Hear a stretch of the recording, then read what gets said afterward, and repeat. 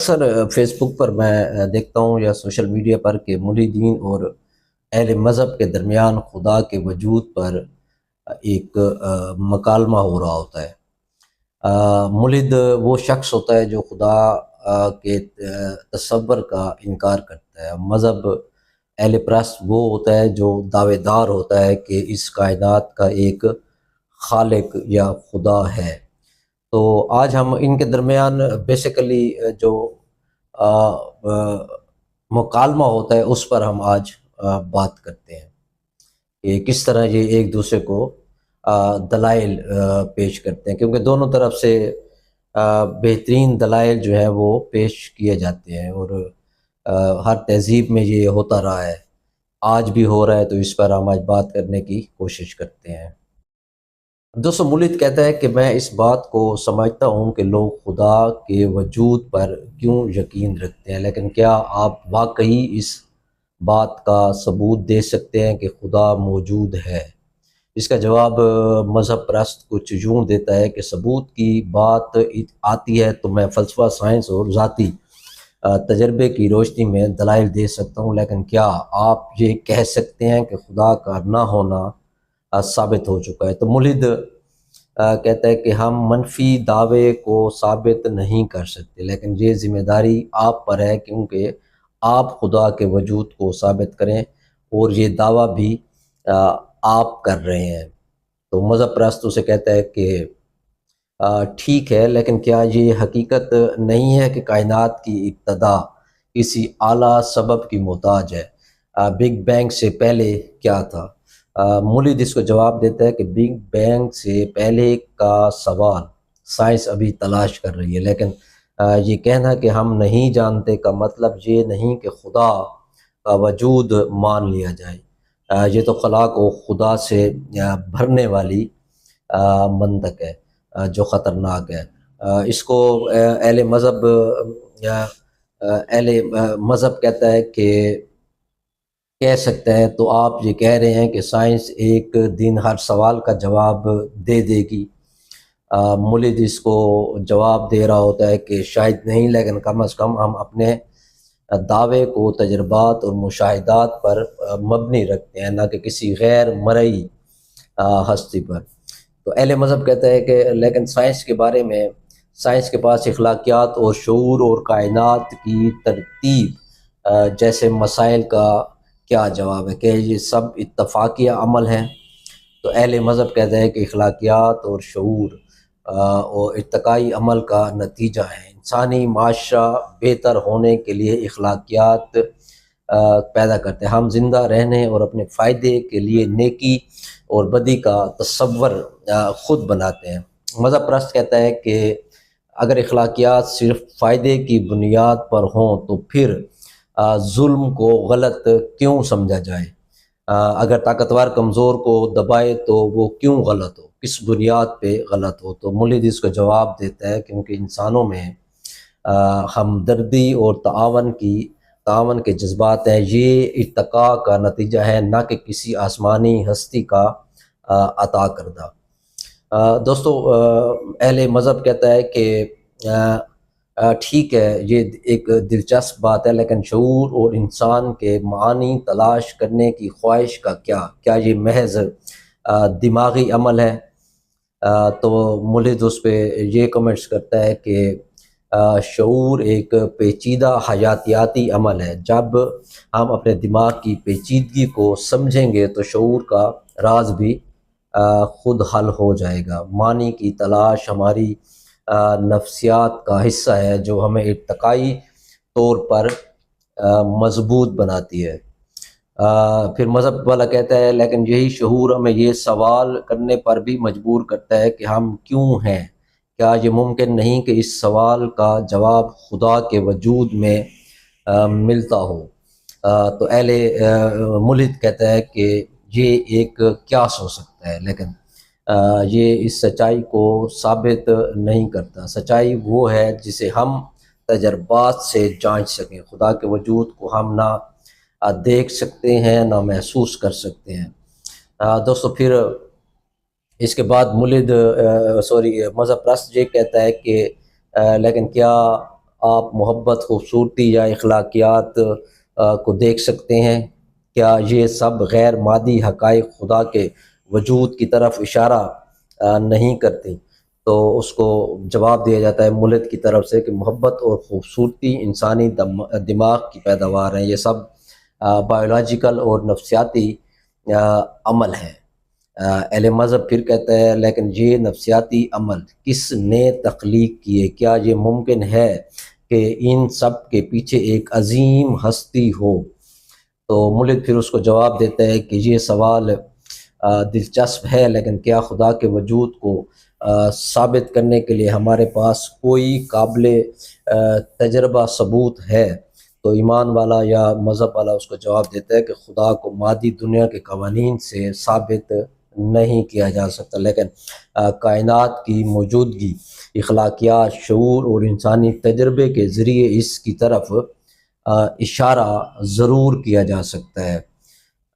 دوستو مولد پھر کہتا ہے کہ شاید ہم ہمیشہ اس سوال پر متفق نہ ہوں، لیکن ہمیں ماننا ہوگا کہ یہ گفتگو غور و فکر کی دعوت دیتی ہے۔ مذہب والا بھی یہی کہتا ہے کہ سوال کرنا اور حقیقت کی تلاش کرنا خدا کے قریب ہمیں لے جا سکتا ہے۔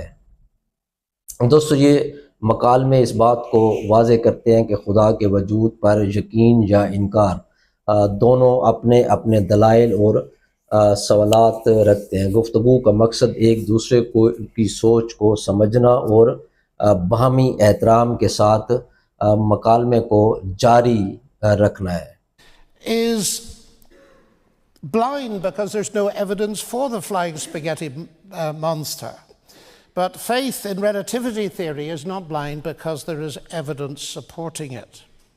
I can't speak authoritatively for other religions, but faith in the Christian sense is not blind.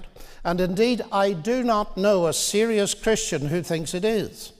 Indeed, as I read it, blind faith in idols and figments of the human imagination, in other words, delusional gods, is roundly condemned in the Bible. My faith in God and Christ as the Son of God is no delusion. It is rational and of relativity is evidence-based. That, of course, it is. But the evidence is all important. I mean, Einstein's predictions fit in with observed fact and with a whole body of theory. Whereas we only need to use the word faith when there isn't any evidence. I presume you've got faith in your wife. Is there any evidence for that? Yes, on which you plenty. base it? Yes. Plenty of evidence.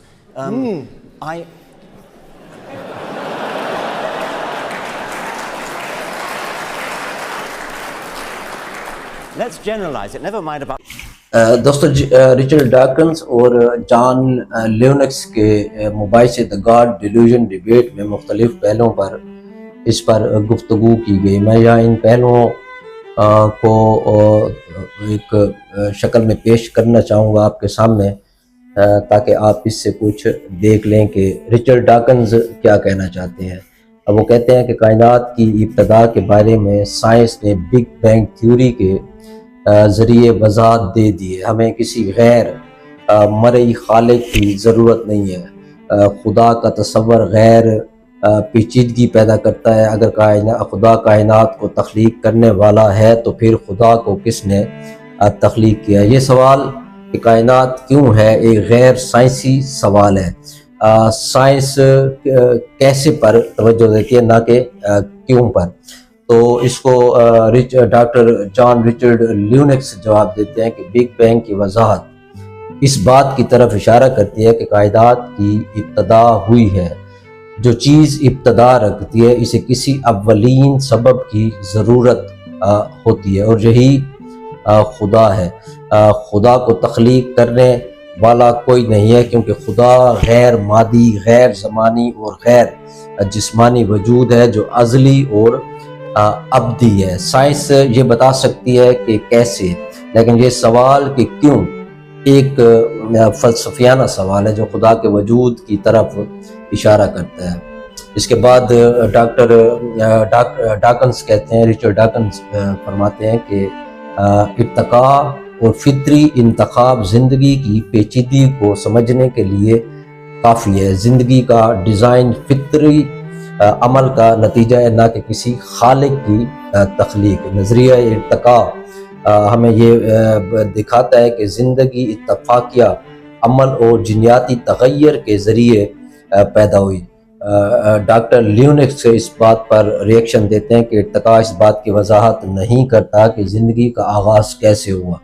زندگی کے ابتدائی خلیے جسے first cell کی تخلیق کے پیچھے کیا قوت تھی۔ زندگی کے غیر معمولی پیچیدگی جسے ڈی این اے کا ڈیزائن کسی ذہین خالق کی موجودگی کا اشارہ کرتا ہے۔ ارتقاء کی وضاحت محدود ہے اور کائنات کی روحانی حقیقت کو نہیں چھوتی۔